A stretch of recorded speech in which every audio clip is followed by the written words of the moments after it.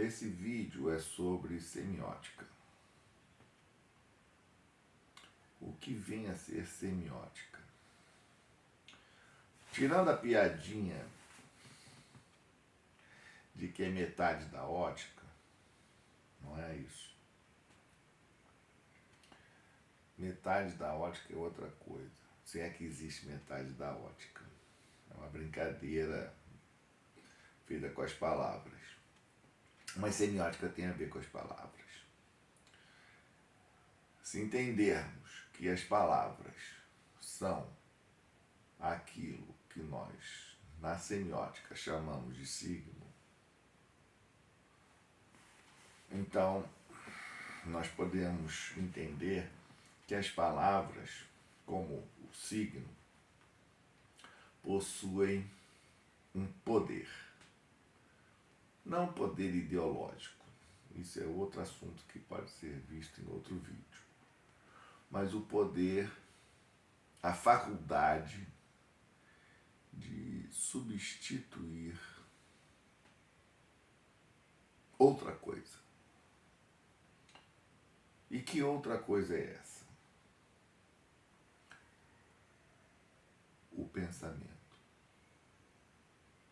Sim. A palavra substitui o pensamento. Se entendemos que a palavra é um tipo de signo, quais são os outros tipos de signo? Então veja, em princípio, o primeiro signo é a palavra, porque substitui o pensamento. Como nós não conseguimos transmitir o pensamento por ele próprio, o pensamento é inacessível a cada um de nós. Por que inacessível?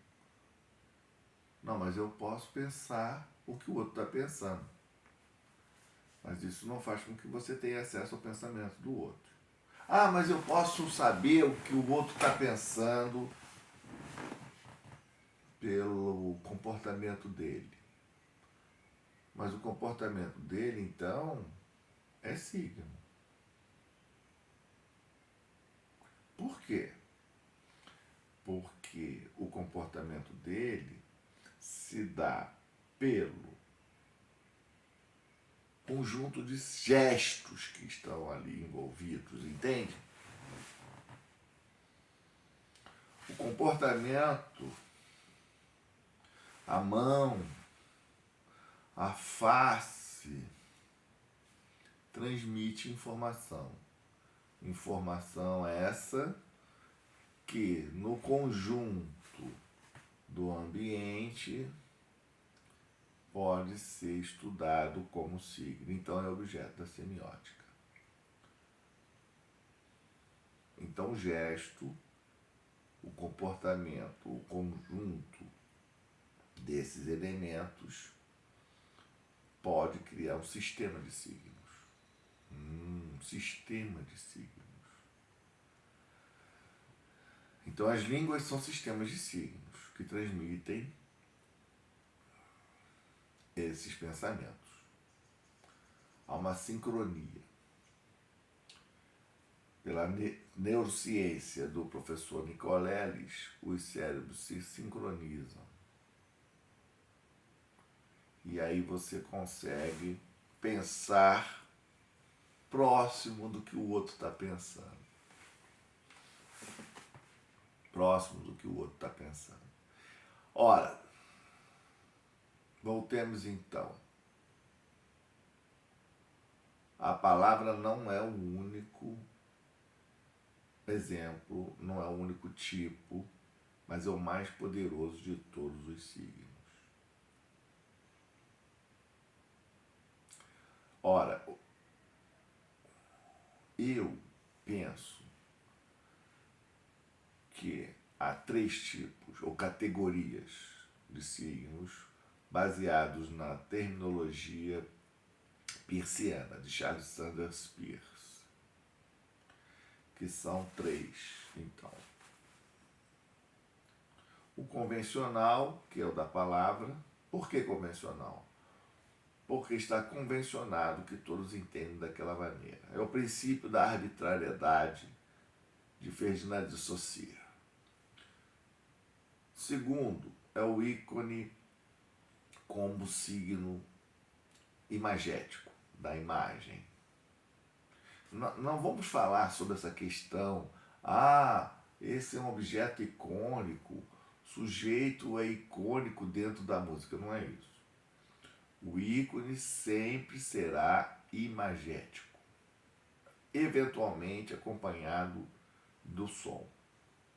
Então, é uma imagem, está associada à percepção visual e, eventualmente, associado à percepção auditiva.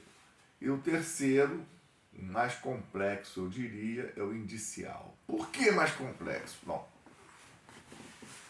há controvérsias. Porque o indicial nem sempre é produzido por uma pessoa. Então, a semiótica, ela, preocupada com o signo, pode tratar de signos produzidos por pessoas, são chamados signos artificiais,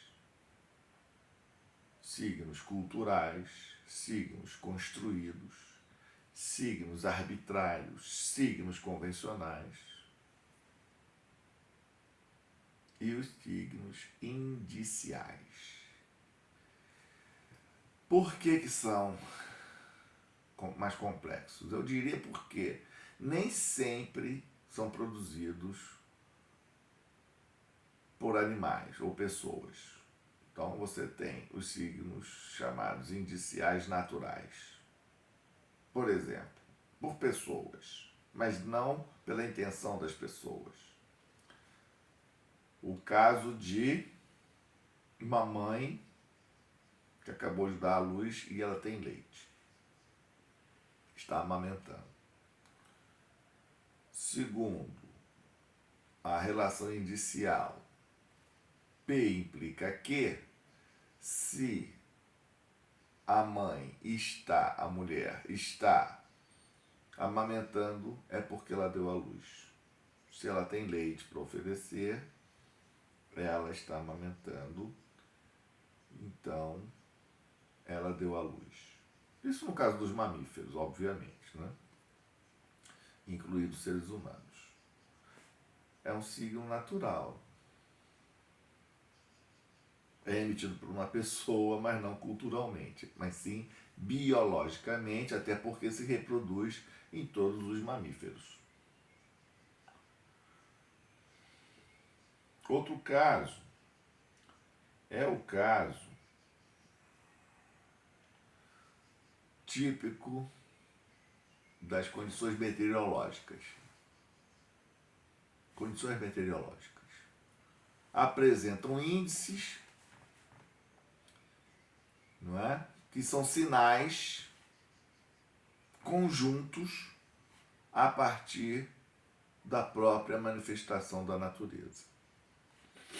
Então você tem aí vários elementos indiciais. As nuvens, ou ausência de nuvens, ventos, numa determinada velocidade, que é outro índice, numa determinada direção, numa determinada intensidade, é outro índice. Podemos medir também a quantidade de água na atmosfera, umidade, enfim. A cor das nuvens, o tamanho das nuvens, extensão, todos esses elementos meteorológicos permitem com que nós façamos deduções. Novamente, a relação de implicação. P implica que. Então, formulando isso em termos linguísticos, eu tenho: se há nuvens negras no céu, se a temperatura é X, ou se a condição térmica, né, do corpo em relação ao ambiente a sensação de umidade no ar, as intensidades do vento, direção do vento, se todas essas condições eu posso deduzir que, a chuva. Agora, qual o grau de chuva? Vai chover pouco, vai chover muito, já está chovendo em algum lugar, eu já posso ver a chuva em algum lugar, posso ouvir a chuva, posso sentir o cheiro da chuva, muita gente sente o cheiro da chuva, principalmente na região do campo, tudo isso. Então os signos, eles têm essa complexidade.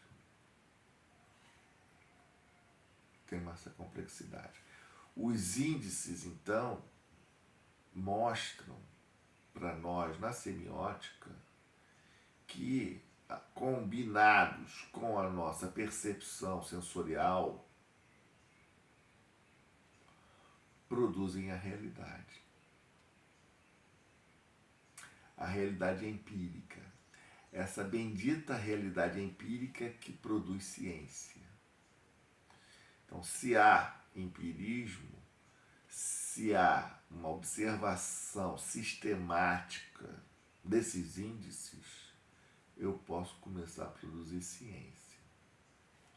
E aí que a semiótica começa a alargar e a se construir mais potente. Porque à medida em que eu posso produzir ciência, ou o que nós chamamos de ciência, que é uma das nossos trunfos para a previsibilidade do mundo,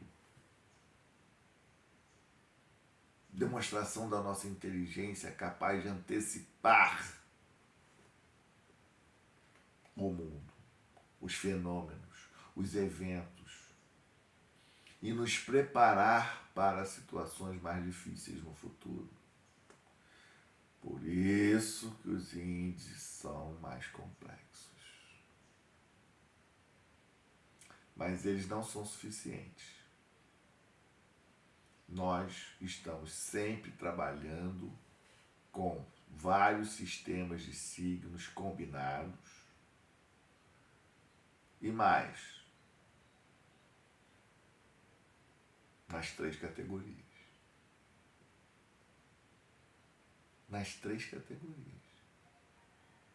A partir dos nossos sentidos, da audição, do olfato, do paladar, da visão e da sensação corporal. Já se fala até de 7 sentidos, né? Isso é uma outra história. Mas por hora a gente fica aqui nessas 3 categorias sígnicas e que combinadas vão estruturar todo o estudo da semiótica. É isso, por enquanto. Um abraço.